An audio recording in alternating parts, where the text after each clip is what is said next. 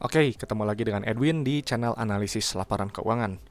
Untuk kali ini saya mau bahas Piridam Pharma, ya PIVA. Kita lihat ya kinerjanya bagus nggak berdasarkan laporan keuangan 2025 Q3-nya. Tentunya dari sudut pandang saya ya. Oke, kita langsung aja ke analisis ya PIVA. Oke, ini satuannya rupiah, ini masih jutaan kita ubah ya. Kita cek dulu pertama untuk riwayat pembagian dividennya ya. Dan untuk si PIVA dari data yang saya temukan gitu ya, ini memang terakhir bagi dividen itu tahun buku 2018 ya. Jadi untuk apa di tahun buku 2019 sampai terakhir 2024 ini nggak bagi dividen. Ya, gitu. Jadi ini dipertanyakan gitu ya. Kenapa gitu? Buat saya penting perusahaan itu harus bagi dividen. Ya, kenapa? Karena perusahaan yang bagi dividen itu adalah perusahaan yang memang sudah terbukti profit dari bisnisnya dan juga punya kondisi bisnis yang sehat. Jadi kalau perusahaan nggak bagi dividen, kalau dia untung ya berarti cuma untung di atas kertas. Atau tadi memang benar-benar ada masalah dengan bisnisnya atau mungkin cuma perkaya owner perusahaannya aja yang biasanya merangkap sebagai komisaris dan direksi. Ya, jadi kalau misalnya nggak ada riwayat pembagian dividen seperti ini, terutama 3 tahun ke belakang, ya berarti saya biasanya langsung skip aja, close aja laporan keuangannya, cari saham lain ya, nggak perlu cari bagus-bagusnya yang lain di mana gitu ya. Oke, selanjutnya kita cek pertama untuk kas tarakas dulu ya, yang ini nilainya kita pindahkan dulu. Kenapa kita harus lihat kas tarakas? Ya, karena kas tarakas ini adalah jumlah uang yang ada di dalam dompet perusahaan. Jadi si uang kas ini punya fungsi untuk bayar operasional usaha, ekspansi usaha, dan juga untuk bayar pinjaman ke bank. Ya, jadi kalau misalnya nilai terlalu sedikit, bisa jadi operasional terganggu atau mungkin ketiganya. Ya, dan ini kita lihat untuk posisi kas tarakasnya ini turun. Ya, dia melemah sebesar 189 miliar ya, turun 53% nih. Dalam sekali turunnya ya. Nanti kita cek di laporan arus kas untuk detailnya. Selanjutnya kita langsung cek ke bagian ekuitas ya, langsung pilih saldo laba dan ini sudah terjawab ya. Dipindahkan dulu angkanya. Kenapa harus kita lihat saldo laba?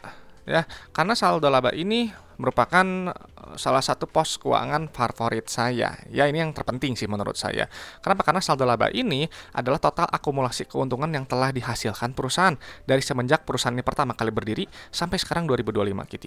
Ya, dan untuk si PIVA ini nilainya negatif. Ya, artinya si PIVA Piridam Pharma dari dulu pertama kali berdiri sampai sekarang 2025 Q3 itu telah mengakumulasikan total kerugian sebesar 39,6 miliar. Ya, artinya ini rugi melulu. Ya, nggak pernah untung. Gitu. Kalau saldo labanya negatif, dia nggak akan bisa bagi dividen. Ya, lalu pertanyaannya biasanya nanya, tapi Pak Edwin itu kan bagi dividen nih 2018. Ya, iya betul. Dia bagi dividen karena pada waktu tahun ini, gitu ya, dia saldo labanya masih positif gitu. Nah, mungkin di tahun-tahun kedepannya entah rugi atau gimana, dia jadi menghapus saldo labanya gitu ya. Jadi kalau misalnya apa namanya, kalau teman-teman nih untung terus ya, saldo labanya dia bertambah. Kalau rugi, dia akan mengurangi saldo laba ya.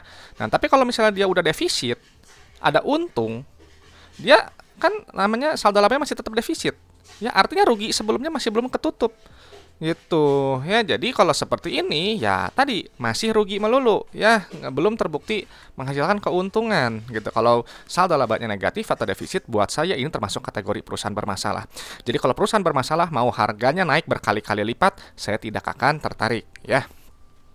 Oke, selanjutnya kita cek untuk bagian ekuitas milik ya, yang ini nilainya pindahkan dulu.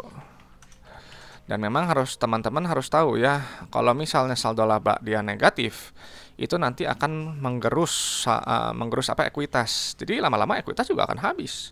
Gitu ya nih, misalnya lihat aja nih, modal awal 1,1 triliun, rugi melulu ya 410 miliar gitu ya, yang ini ya. Kan hasilnya total modal akhirnya jadi cuma 732 miliar, tadi 1,1 triliun gitu. Jadi lama-kelamaan nanti akan habis juga kalau dia rugi melulu ya. Oke, selanjutnya lalu ya, jadi ini unik ya. Jadi memang secara PBV juga ini untuk perusahaan yang defisit, yang bermasalah, yang nggak bagi dividen, dia dihargainya premium ya di 7,3 gitu. Jadi buat saya sih terlalu mahal ya, karena saya memang biasa carinya yang di bawah 1. Oke, selanjutnya kita langsung ke bagian laba rugi ya. Kita langsung pilih pendapatan dulu. Kita pindahkan dulu pendapatannya. Ini kenapa kita harus lihat pendapatan ya? Karena pendapatan ini adalah pos keuangan yang menunjukkan pertumbuhan perusahaan ya. Perusahaan yang baik pendapatannya cenderung bertumbuh. Artinya produk yang dijual perusahaan dia dibutuhkan oleh pasar ya, dan juga disukai customer. Dan memang untuk pendapatannya ini bagus ya. Kinerjanya naik. naik 898 miliar, naik 77%. Gitu. Nah, tapi ingat ya, nanti si pendapatan akan dikurangi oleh harga modal barang atau jasa, nanti keluar laba bruto. Ya, yang ini nilainya. Nah, ini penting. Ya, kenapa kita harus lihat laba bruto? Karena si laba bruto ini untuk melihat inti efisiensi perusahaan, untuk melihat kemampuan perusahaan menempatkan harga jual barang atau jasanya di atas harga modalnya. Jadi misalnya ini gross profit marginnya 20%. Artinya kalau misalnya ini kan farma ya, berarti obat-obatannya farmasi. Misalnya jual obat 100.000, dia ambil laba kotornya 20.000. Ya, 80.000-nya itu adalah harga modal barang atau jasanya. Nah, memang kita harus biasanya mencari perusahaan yang laba brutonya setinggi mungkin. Ya, GPM-nya setinggi mungkin, karena semakin besar laba kotor, nanti semakin besar laba bersih. Ya, dan nanti kan si laba bruto dikurangi oleh beban operasional, non operasional, pajak, ya nanti keluar laba bersih. Ya, ini dari laporan laba rugi. Dan pastinya laba bruto tinggi itu menunjukkan apa? Menunjukkan bahwa produk perusahaan yang dijual itu punya keunggulan kompetitif di market. Ya, jadi dia ya tadi bisa menjual barang di atas harga modal suka-suka gitu. Nah, ini lalu setelah dikurangin ya, nanti keluar laba bersih ya, dan ini memang perusahaannya rugi ya. Lihat tuh. Kalau misalnya apa nih ya, ini contoh aja sekilas ya. Misal dengan gross profit 20% ya. Dengan gross profit 20% aja ini rugi gitu ya. Kalau bisa buat nggak rugi berapa gross profitnya? Ya kira-kira aja, misal kalau misal gross profitnya tinggi, kan nanti akan apa, beban-bebannya nanti akan terserap gitu. Jadi ada sisa ruginya gitu ya. Makanya cari perusahaan yang gross profitnya setinggi mungkin kalau bisa ya. Oke ya, jadi selanjutnya kita laba bersihnya ya. Ini rugi bersih, kita pindahin dulu. Perusahaan ini rugi ya. Jadi dia semakin menambah saldo defisitnya. Nah, ini memang apa namanya? Ya udah ya, kalau perusahaan rugi ya memang bisnisnya lagi nggak bagus aja gitu. Oke, selanjutnya kita langsung cek ke bagian laporan arus kas ya, ini yang penting ya. Kita cek di penerimaan kas ya. Yang pertama yang ini nilainya ya, ini kita pindahin dulu. Nah, ini unik ya, dia penerimaan kas ini dia berbeda dengan apa namanya, pendapatan. Kalau pendapatan dia sifatnya akrual, jadi cuma dicatat di atas kertas saja. Tapi kalau penerimaan kas dia benar-benar menghitung jumlah uang yang customer bayar ke perusahaan. Ya, jadi si rasionya ini harus tinggi. Ya, ini kan bagus nih 92% ya. Ya, borderline lah ya, di atas 90% sedikit gitu. Jadi bagus. Kenapa? Karena kalau dia 92%, artinya kalau teman-teman jual barang 100 juta gitu ya, customer bayar 92 juta. Nah, 8 jutanya itu berubah dalam bentuk piutang yang nanti harus ditagih. Ya, kan tadi yang kan saya sampaikan bahwa kas itu punya fungsi untuk bayar operasional, ekspansi, dan juga untuk bayar pinjaman ke bank. Makanya kenapa penerimaan kas dia harus tinggi. Ya, dan ini kita lihat ya, dia bilang pendapatannya 2 triliun, uang yang terima 1,8 triliun, nyaris 1,9 triliun. Nah, ini lihat tuh, bayar supplier, bayar beban usaha ya, bayar operasional. Lihat tuh, uang yang terima cuma 1,8. Tapi untuk bayar supplier ini 2 triliun. Udah habis langsung uang yang dikumpulkan dari customernya. Ya, nilainya negatif.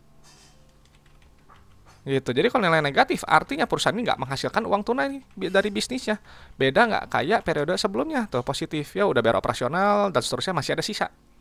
Ya, kalau seperti ini nggak sehat untuk keuangan gitu, untuk kas gitu. Karena nanti akan cenderung ambil pinjaman tuh. Ambil lagi pinjaman. Ada pinjaman berarti ada beban bunga. Beban bunga aja ini udah naik tuh.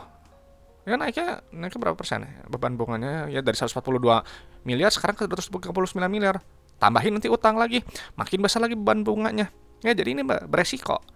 Gitu ya. Nah, apalagi ini net CFO-nya tadi udah negatif ya. Jadi biasanya kalau net CFO-nya negatif itu sudah tanda waspada ya. Kalau sekali masih oke. Ya, tapi kalau periode sebelum negatif juga ya berarti memang secara cash flow-nya dia sangat-sangat nggak sehat ya. Nah, lalu untuk aktivitas ekspansinya ini nilainya negatif juga. Ya, artinya perusahaan ya dia berekspansi, dia semakin lama semakin besar gitu ya, atau dia memelihara aset produktifnya ya.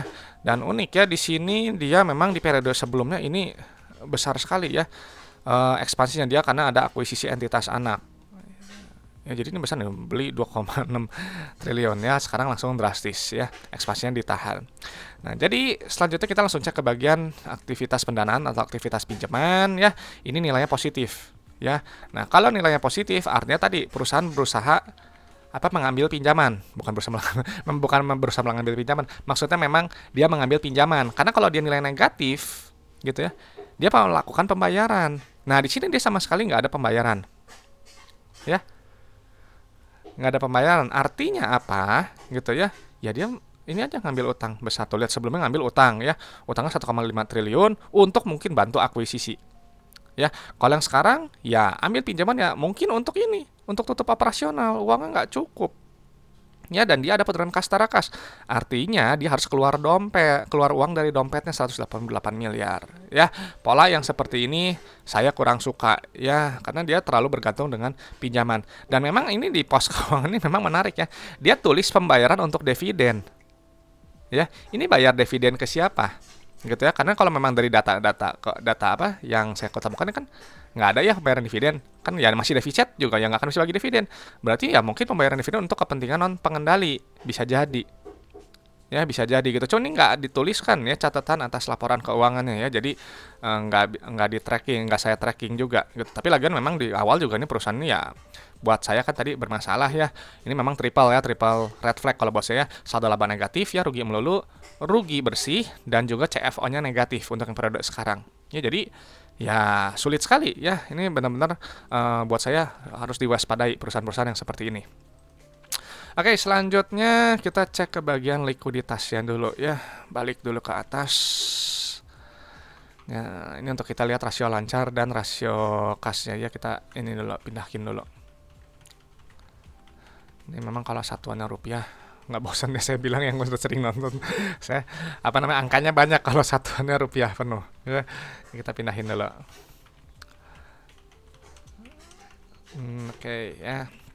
Ini kita lihat ya, untuk rasio lancar ini mepet sekali ya di 1 gitu. Jadi memang tampaknya cukup lemah ya secara rasio lancar.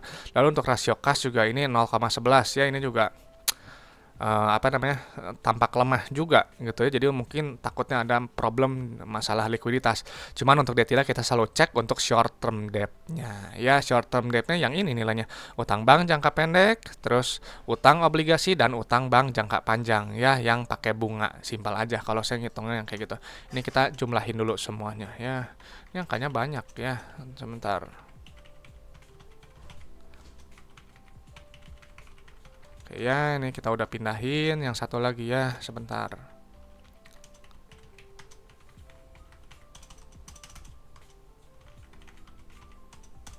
Oke. Ya, dan ini kita lihat ya.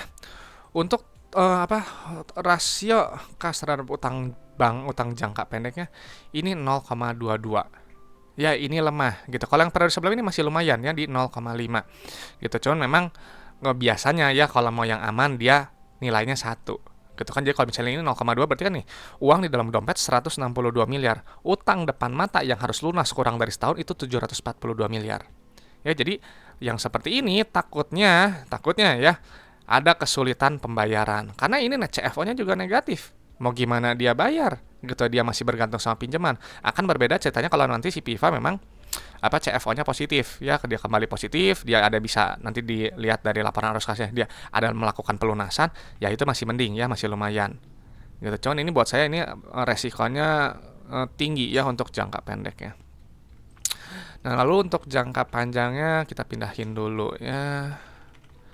Nah, untuk cari mana tadi? Nah, untuk cari debt to equity rasionya ya, kita pindahin dulu. Oke ya. Nah, ini juga memang perusahaan ini tinggi hutang ya. Gitu kan dia ekuitasnya benar kan tuh cuma 700 berapa? Iya benar ya tuh. Debt to equity ratio ini 8,44 ya, naik drastis. Gitu ya, sebelumnya 4,59 gitu. Jadi memang untuk jangka panjang saya rasa ya memang cukup beresiko lah gitu ya. Karena ini jauh sekali ya dia di atas 1 standarnya untuk perusahaan non keuangan dan juga di luar properti ya. Lalu detailnya kita cek untuk rasio long term debt-nya ya. Untuk long term debt-nya berarti dia ada utang bank jangka panjang dan juga ada utang obligasi ya, yang ini nilainya. Kita pindahin dulu angkanya. Plus lalu ya, pindahin. Oke ya. Ini kita lihat ya, ini long term debt to equity ratio ini 4,1 ya, ini jauh di atas normal ya, karena standarnya gitu ya dia 0,5 untuk long term debt to equity-nya. Jadi ini resikonya sangat tinggi sih menurut saya ya untuk sebuah perusahaannya yang bergerak di bidang farmasi gitu. Jadi tadi jangka pendek juga kan ini juga lemah ya, beresiko gitu. Oke, jadi setelah kita pindahkan data-data keuangannya si Piva, ya buat saya si Piva ini perusahaan ya kadang nggak ada reward pembagian dividen ya memang nggak menarik ya buat saya gitu. Jadi close saja laporan keuangannya. Nah, memang untuk saldo laba juga dia defisit ya, ini masih rugi melulu gitu ya. Dan untuk perusahaan yang rugi melulu nggak bagi dividen, di harganya premium ya di 7,3 PBV-nya. PR juga ya masih negatif, kata tadi masih rugi bersih. Dan ini untuk arus kas dia negatif ya, CFO-nya waspada sekali gitu ya, karena dia sangat bergantung pada pinjaman. Nanti ke depannya kemungkinan takutnya nggak di lubang tutup lubang, apalagi kalau mengingat untuk rasa likuiditasnya ini kelihatannya lemah di mata saya ya, dan jangka panjang juga tampak beresiko tinggi gitu. Jadi memang apa ya, saya nggak begitu suka ya dengan perusahaan-perusahaan yang seperti ini gitu. Cuman kembali lagi buat teman-teman, menarik nggak ya si Piva gitu ya? Boleh sharingkan pendapatnya di kolom komentar. Dan memang yang harus teman-teman harus tahu itu adalah bahwa analisis laporan keuangan itu hanyalah sebagian kecil dari fundamental, hanya menilai kinerja masa lalu sampai 2025 Q3. Jadi untuk sekarang Q4 berjalan, tahun ke depannya gimana ya, silahkan proyeksikan sendiri ya, apakah masih bagus atau enggak gitu. Dan sekali lagi saya sampaikan bahwa saya hanya bahas kinerjanya aja berdasarkan laporan keuangan ya, saya nggak bahas harga sahamnya. Jadi kalau harga saham ya saya kembalikan lagi ya, untuk valuasi silahkan ke teman-teman nilai sendiri, dan juga untuk real time harganya kita kembalikan saja ke market ya, dia mau mengapresiasinya di harga berapa. Oke teman-teman, itu aja gitu ya. Kalau ada pertanyaan, ada request saham, langsung sampaikan di kolom komentar ya, supaya nanti saya respon. Dan itu aja, terima kasih sudah menyimak. Semoga sharing dari saya ini bisa bermanfaat dan juga bisa memperkaya pandangan teman-teman dalam menilai suatu perusahaan. Ya, saya Edwin dari channel Analisis Laporan Keuangan. Sampai jumpa di video-video berikutnya.